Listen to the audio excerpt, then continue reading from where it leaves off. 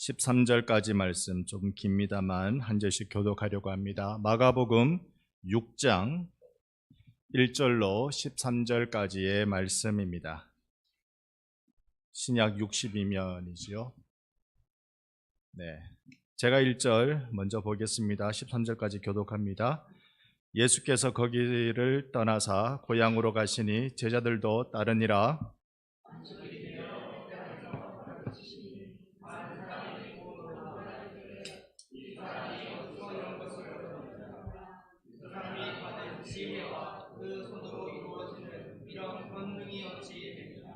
이 사람이 마리아의 아들 목수가 아니냐? 야고보와 요셉과 유다와 시몬의 형제가 아니냐? 그 누이들을 우리와 함께 여기 있지 아니하냐 하고 예수를 배척한지라.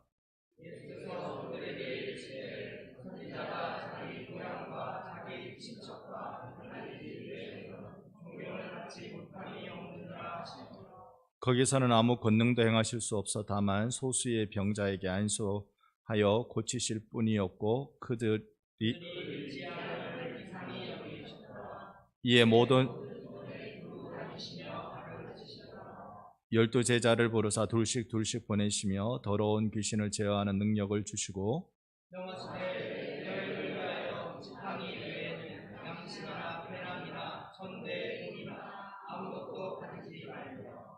신만 신고 두 벌 옷도 입지 말라 하시고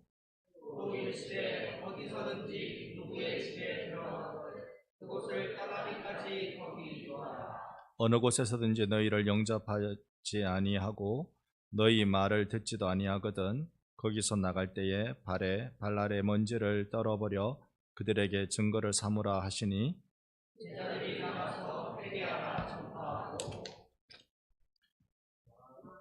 그렇지 쫓아내고 많은 병자에게 기름을 발라 고치더라. 아멘. 할렐루야. 아멘. 오늘도 이 기도의 자리에 오신 여러분을 축복합니다. 분명히 우리 하나님께서 여러분의 심령 속에 새겨두실 은혜가 또 말씀이 있을 줄로 믿습니다.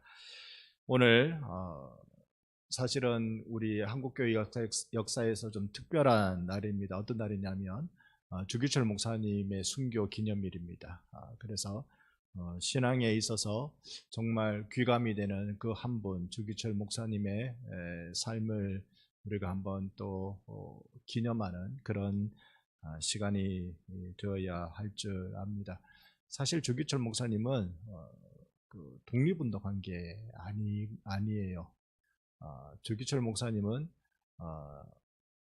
신앙운동 하신 거죠. 그래서 저기 남쪽에서 주기철 목사님이 평양에서 목회하고 계실 때 저기 남쪽에서 이 목사님들이 와서 우리 뭔가 이런 일제를 반대하는 그런 운동을 좀 벌입시다 그럴 때 주기철 목사님이 거절했어요. 내가 하는 건 유일신 하나님만 섬기는 일이다.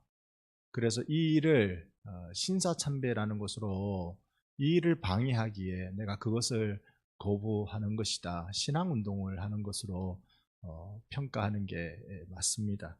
여기 그 웅천에 가보면 주기철 목사님 기념관 있죠. 그런데 거기 보면 독립운동가 이렇게 되어 있거든요.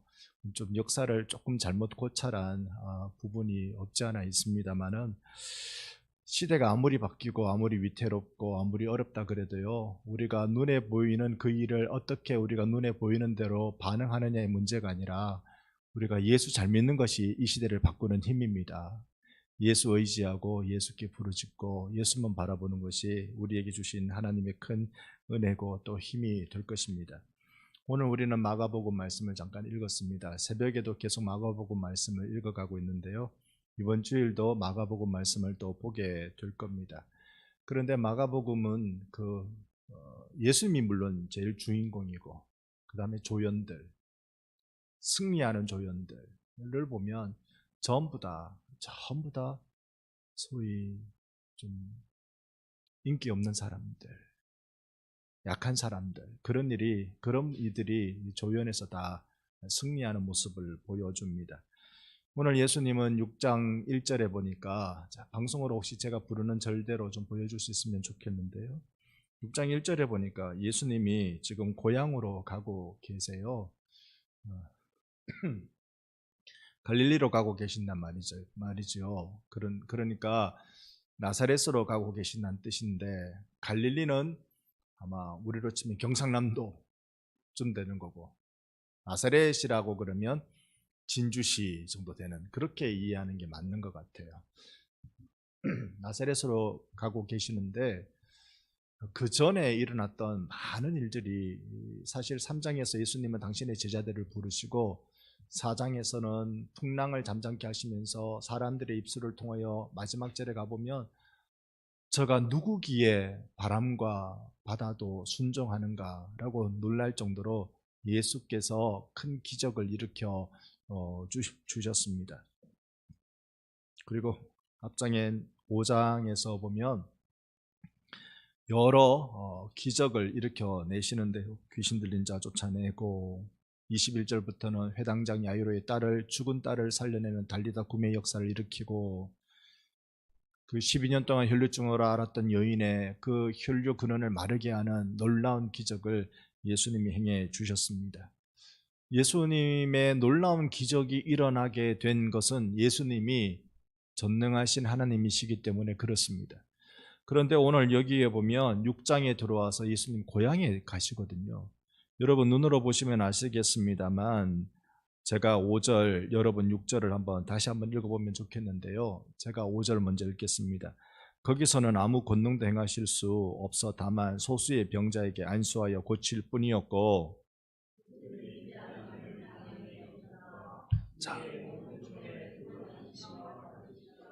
자, 여기에 우리가 말씀을 보니까요, 예수님은 지금 당신의 고향에 왔는데 아무 권능도 행할 수 없다고 그러셨어요.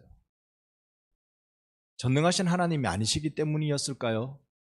그 원인에 대한 성경의 그 대답은 6절에 그들이 믿지 않음이라고 말씀하고 있습니다.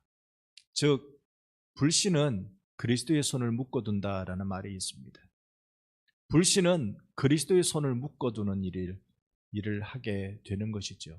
여러분, 오늘날 이 교회가 세상을 바꾸고 세상을 새롭게 하는 것은 교회의 믿음으로 가능한 것입니다. 믿음으로만 이것이 가능한 일이지 대안 제시로 해결할 수 있는 부분이 또한 아닙니다. 우리에게 정말 필요한 건 대안 제시도 중요합니다만, 믿음으로 말미암지 않는 것은 열매를 맺지 못하는 것입니다. 여러분, 우리 교회에도 믿음으로 살아가는 이들이 많이 일어나기를 바랍니다. 그들을 통하여서 진짜 교회가 새로워지는 부흥, 교회 때문에 반성이 새로워지는 놀라운 은혜, 반성 때문에 이 나라가 하나님 주시는 안전함에 복을 누리는 은혜가 일어나기를, 그런 21세기가 되기를 예수님 이름으로 축복합니다. 정말 우리가 이것을 경험해야 될 시기를 지금 우리 만나지 않았습니까? 사실 예나 지금이나 저기 북한은 뻥뻥거리기 여사였습니다. 풍계리, 핵실험, 그거는 우리가 오래전부터 들어왔던 그런 내용이었고요. 미사일 발사한다, 대륙간 탄도 미사일이다, 그리고 잠수함에서 쏘아 올린 대륙간 탄도 미사일이다, 이런 이야기 우리가 많이 들어왔어요. 그러나 그때 에휴, 또 난리를 치는 거지 또 나 좀 봐달라고, 나 깔보지 말라고 객기 부리는 거지 그렇게 생각을 하다가 점점 더 국제 정세는 위태로워지고 있죠. 이제 러시아, 중국 똘똘 뭉치고 거기에 북한까지 같이 뭉쳐가지고, 우크라이나 전쟁이 일어나는 거 보니 이거 전쟁이라는 것이 영 멀리만 느껴지는 건 아닌가 보다, 그런 생각을 여러분 혹시 갖지 않으십니까? TV 뉴스를 볼 때마다요. 오늘은 그런 얘기 들었습니다. 이거 한국에 전쟁이 일어난다는데 진짜 그런 거 아닌가? 여러분, 전쟁이 일어나면 안 돼요. 안 돼요. 왜냐면요, 다음 달에 제 아들이 군대 가요. 전쟁이 일어나면 안 돼요.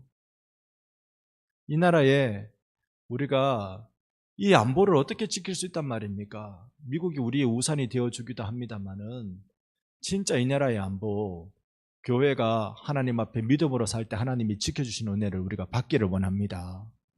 우리가 믿음으로 정말 살 필요가 있어요. 지금 정말 우리가 믿음으로 행할 필요가 있습니다. 여러분, 믿음은 행하는 것입니다.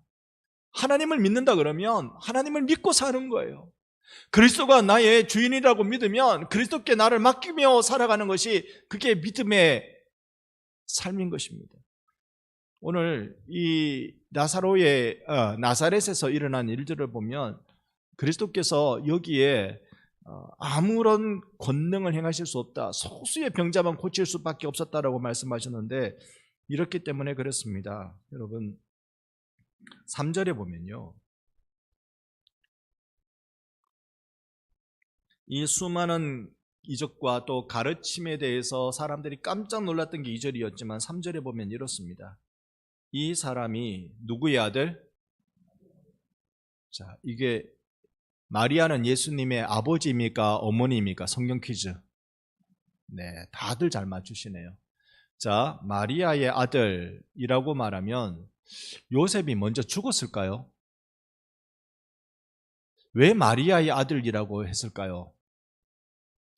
마리아의 아들이라고 말하면 성모 마리아인이 더 귀하게 여겨서 그렇게 말했을까요? 이게 그 예수님을 모욕하는 방법 중에 하나입니다. 어머니 아들이라고 얘기하는 거. 그 사람에 대해서 모욕을 주는 화법 중에 하나입니다. 마리아의 아들 아니냐. 내가 너를 잘 알고 있다. 내가 예수라는 인간을 내가 잘 알고 있다. 라고 이야기합니다. 3절 끝자락에 보면 예수를 어떻게 한지라? 배척한지라. 예수를 거절한지라. 이유는 하나예요. 내가 예수를 어릴 때부터 알고 있었다. 나 예수하고 중마고 오다. 그럴 수도 있죠. 나 예수 잘할 때, 예수 코 올릴 때 내가 그 코 올리는 걸 내가 다 봤다. 응애응애 하는 것을 내가 다 봤다. 그럴 수 있죠.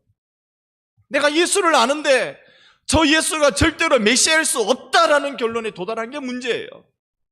그게 문제인 거예요. 내가 저 친구 어릴 때 내가 어떻게 하는지 다 봤다. 내가 다 안다. 근데 저 친구가 목사가 된다고? 예. 그래서 선지자는 고향에서 인정받지 못합니다. 예수님도 고향에서 인정받지 못했는데 우린들 고향에서 인정받지 못합니다. 다 안다. 그러니 예수께서 권능을 행하실 수 없는 거예요. 뭐가 빠져서? 믿음이 빠졌어.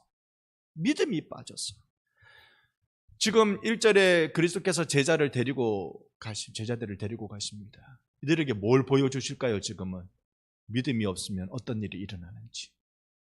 그게 제자들 눈에 다 들어오는 거예요.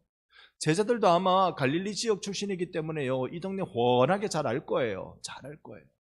그런데 믿음이 없으면 어떤 일이, 어떤 꼴이 생기는지를 보는 거예요. 여러분, 교회가 믿음이 없으면 어떤 꼴이 일어날까요?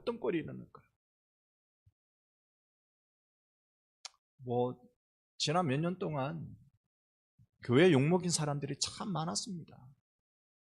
지금도 부지런히 욕먹이고 있는 사람들이 있어요. TV 매스컴에 나와서. 여러분, 그거 지금 매스컴에 나오는 그 칭찬받을 만한 일인가요? 저는 조금 더 칭찬받을 일이라고 생각하지 않습니다. 전모 씨의 아들 광훈 목사. 알고 계십니까? 전모 씨의 아들 모 광훈 목사. 칭찬받을 일이에요?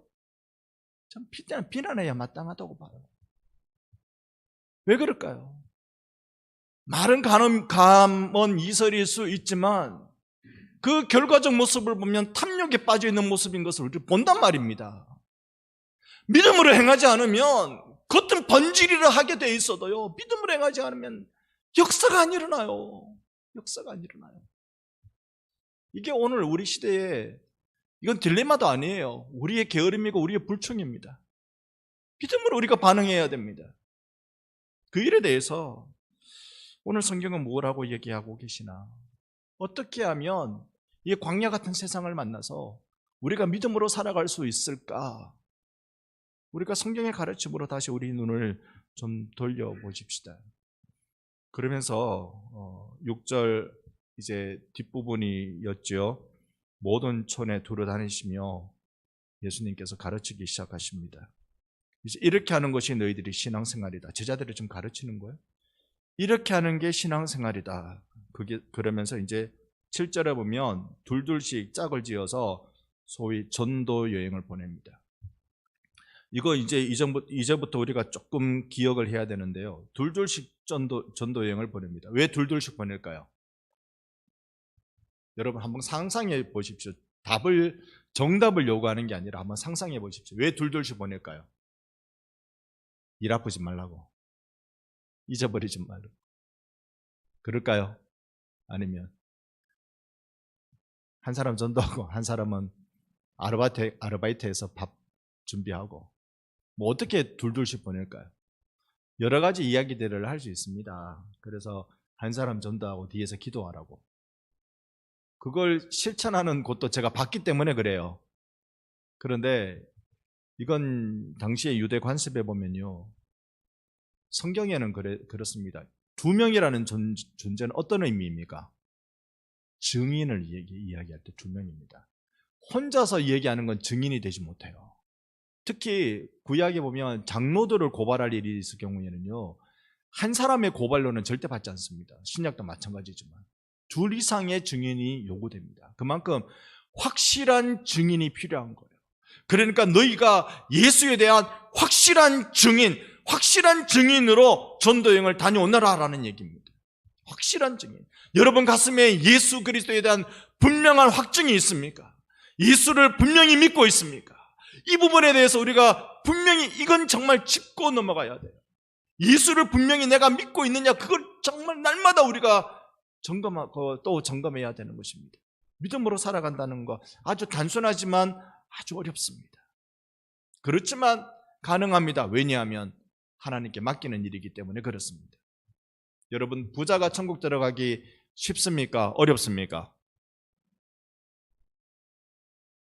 예수님이 부자가 천국 들어가기 어렵다 그러셨죠? 네. 그러면 여러분은 천국 들어가기 쉽습니까? 어렵습니까?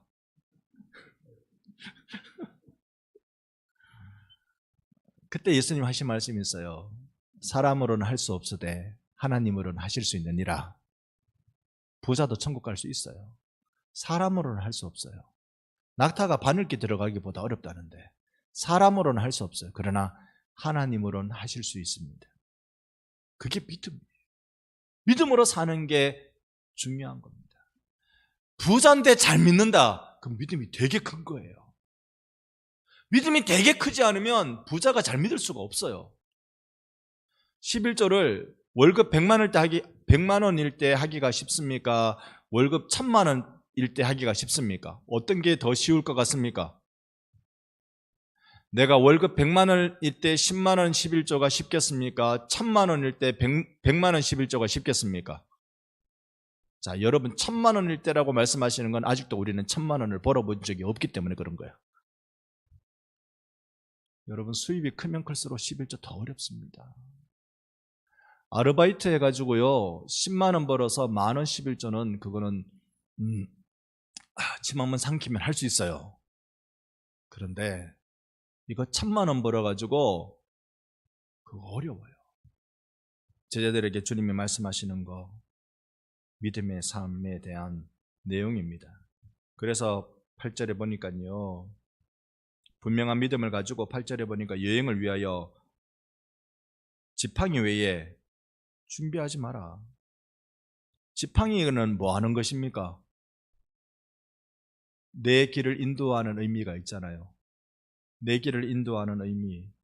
그거 외에는 아무것도 가지지 마라. 물론 이것은 유대 지역에 보냄받을 때 이런 말씀을 합니다. 다른 지역으로 보냄받을 때는 또 다르게 말씀하세요.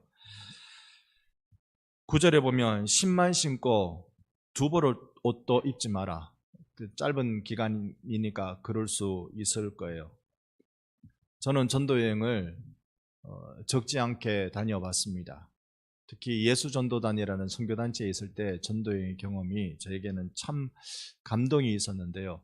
그러나 그거대로 하는 것은 우리 장로교 신학에서는 좀 맞지 않는 부분이라고 생각을 합니다만 많은 경험과 많은 은혜가 있었습니다. 전도행 출발할 때 한 7명, 8명 이렇게 팀을 딱 만듭니다. 한 팀을 만들어서 기도합니다. 기도하고 하나님 우리 어디로 갈까요?부터 시작을 해가지고 응답 받아야 움직인다 그러면서 해요. 그러면서 그 학교에 그 예수 제자 훈련 학교에서 이 전도행을 가는데 학교에서 이렇게 묻습니다. 당신들이 회비를 내 가지고 돈을 모아 가지고 전도행을 가실랍니까? 돈이 없는 채 하나님이 먹이시는 걸 믿고 전도행 가실랍니까? 라고 물어요.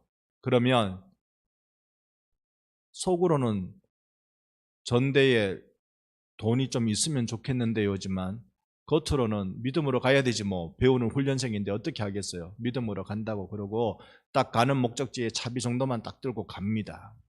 그러면 도착하자마자 바들바들 떨립니다. 다리도 떨리고 가슴도 떨리고 입도 떨리고 바들바들 떨립니다. 그러다가 기도한 대로 어느 교회로 이제 가야 되겠다. 그 교회 가서 우리가 전도 여행팀인데요. 우리를 받아주시면 이 지역에 전도 활동을 하겠습니다. 라고 얘기를 해요.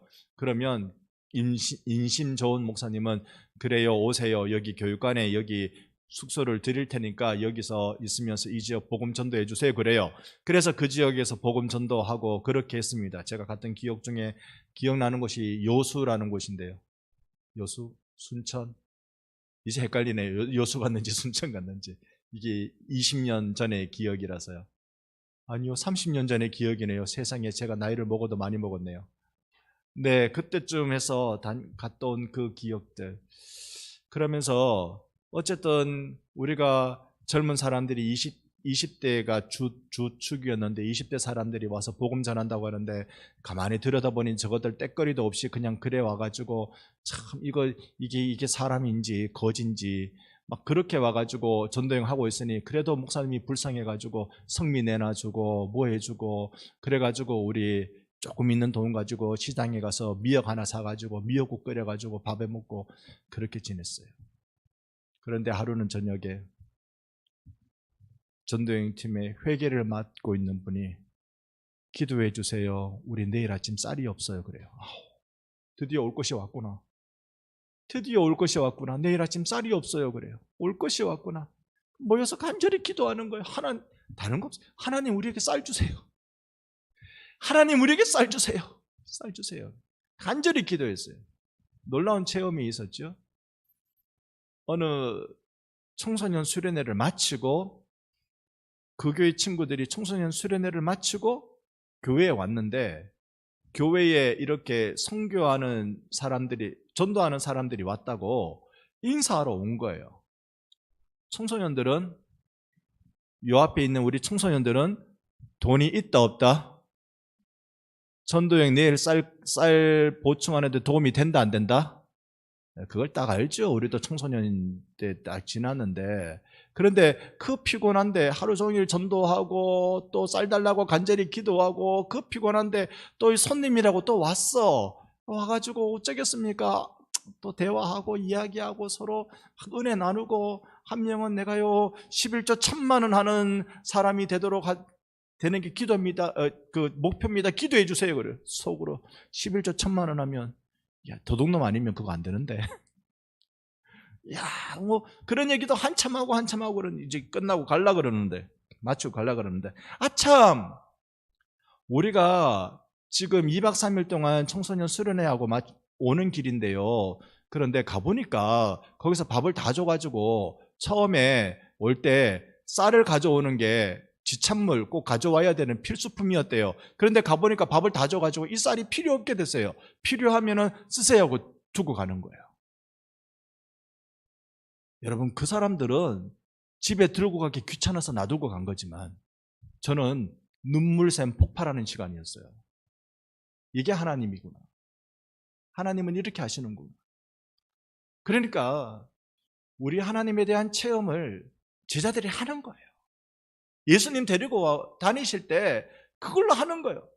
이들이 신발만 신고 옷 2벌도 안 가지고 그리고 전대를 따로 채워가는 것이 아니라 그저 지팡이 나를 인도하시는 주님만 믿습니다. 그렇게 하고 한 걸음 한 걸음 나가는 거예요. 그러다 보니까 하나님이 나를 먹이시고 나를 살피시고 인도하시는구나, 이걸 체험하는 거예요. 진짜 중요한 믿음은 하나님이 나와 함께 하시면 내게 필요한 것은 하나님이 다 주신다. 다 주신다. 이걸 믿고 걸어가기 시작하는 거예요.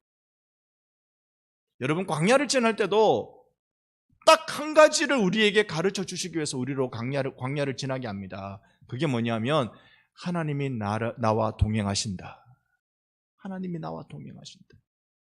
그러니까 제자들에게 있어서 여러분, 하나님을 섬기며 그리스도를 따라가는 제자들 얼마나 행복하겠어요. 주와 동행하는 삶 얼마나 행복하겠어요. 우리 행복은요, 주와 동행과 직결되어 있습니다. 그런데 주와 동행은 훈련과 함께 동행합니다. 훈련이 빠진 동행은 없어요. 신앙생활에 있어서 늘 훈련이 함께 되는 거예요. 그래서 광야가 고단하고 힘든 겁니다.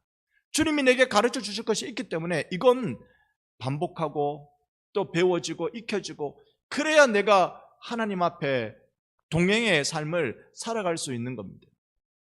여러분은 그리스도를 어떻게 배우고 계십니까? 우리 영적으로 자라야 돼요. 그건 동행하면서 훈련받으면서, 그렇지, 하나님은 이런 분이지 발견해 갈 때 그런 일이 일어나는 겁니다.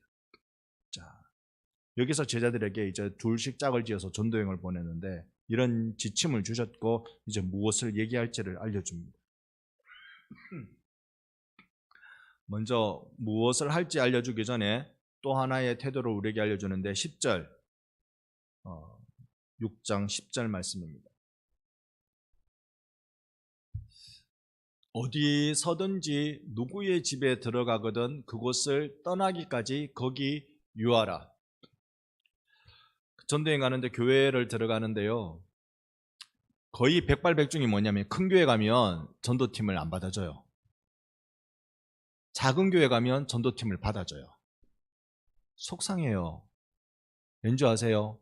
큰 교회는 교육관도 잘 돼 있고 아무래도 우리한테 먹을 거 줘도 넉넉하게 줄 것 같은데, 작은 교회는 교육관이 아니라 그냥 교회 본당에서 자야 될 경우도 있고요. 그러면서 뭐 먹을 거 보면 좀 궁핍하고 시원찮고 그래요. 둘둘씩 짝을 지어서 전도여행을 떠나는 제자들에게도 그렇지 않을까요? 이 집에 우리가 좀 유하면서 전도해도 되겠습니까? 라고 말하면 우리 집에 오세요 라고 환영하는 사람들은 대부분요, 처지에 공감하는 사람들이, 그죠? 그 처지에 공감하는 사람들이 열어져요.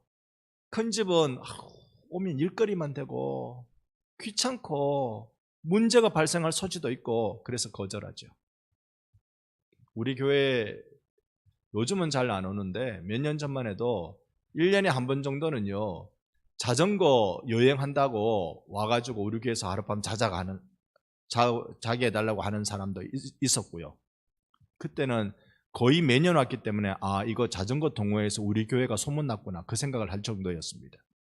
두 번째는 전도여행 팀이라고 우리 교회에 와서 며칠 좀 있으면 안 되겠냐고 꼭 와서 있으라고, 그렇게 같이 있었던 적도 있었습니다.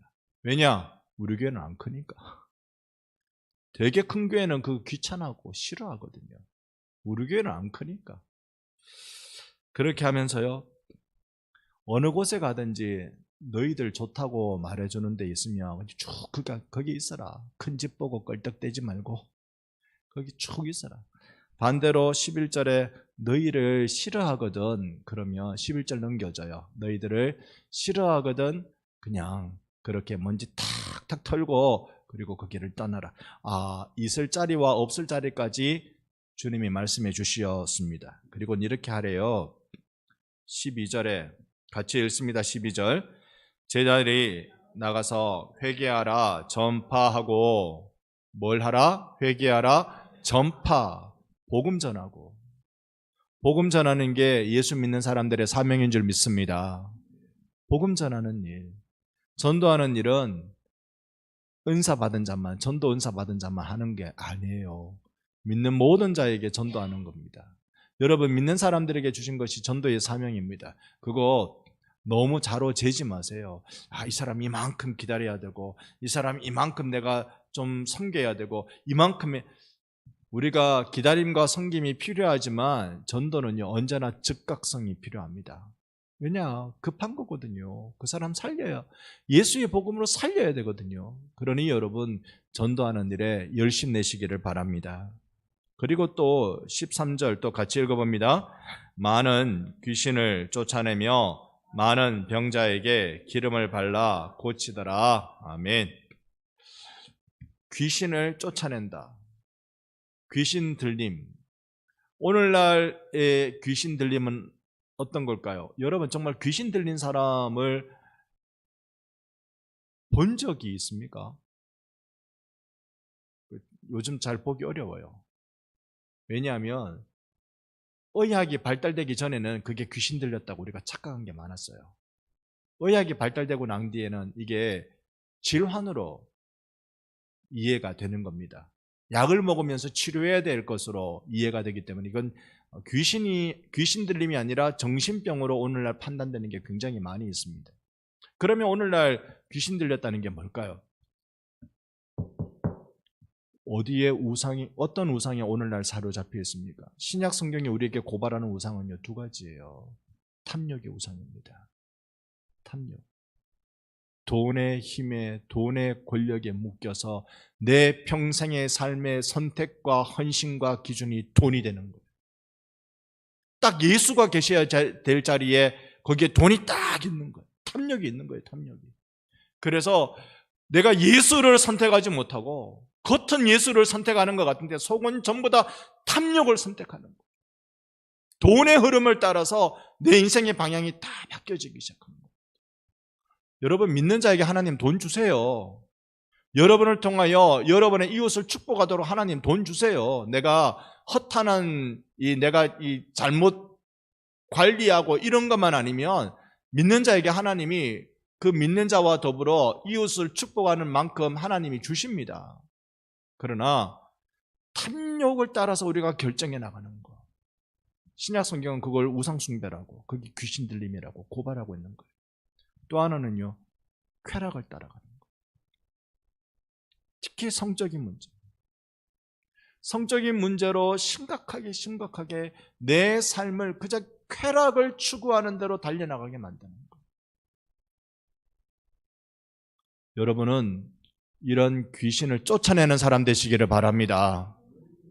탐욕의 귀신, 쾌락의 귀신, 이런 우상들 여러분이 예수 믿는 믿음으로 다 쫓아내고 그리스도의 선한 제자가 되시기를 주님의 이름으로 축원합니다. 또 하나 보니까 병자들을 고치는 일을 하죠. 기름을 바른다라는 말은 심지어 제가 이렇게 기도하는 사람도 봤어요. 병이 들었으니까 진짜로 기름 가져가서 바르고 기도하더라고요. 이건 여기서도 그렇고 신약 성경 야고보서에도 보면 장로들을 청하여 기름을 발라 기도하라고 되어 있거든요. 그런데 이 2000년 전에 이 시대에 기름은 실제로 아픈 사람의 병 나으라고 민간 약입니다. 그렇게 환부에 기름을 발라주는 거예요. 이게 어떤 특효가 부적 같은 그런 게 아닙니다. 그런 게 아니라 실제적으로 민간에서 사용하는 의학 방법입니다. 의료 방법이에요. 그러니까 우리가 병자들을 위해서 최선을, 여러분 아픈 사람이 있으면 기도해주고 병원으로 데려가는 일, 이게 제자가 할 일들이지요. 세 가지 말씀하셨습니다. 전도하고 귀신을 쫓고 병자를 고치는 일. 우리가 믿음으로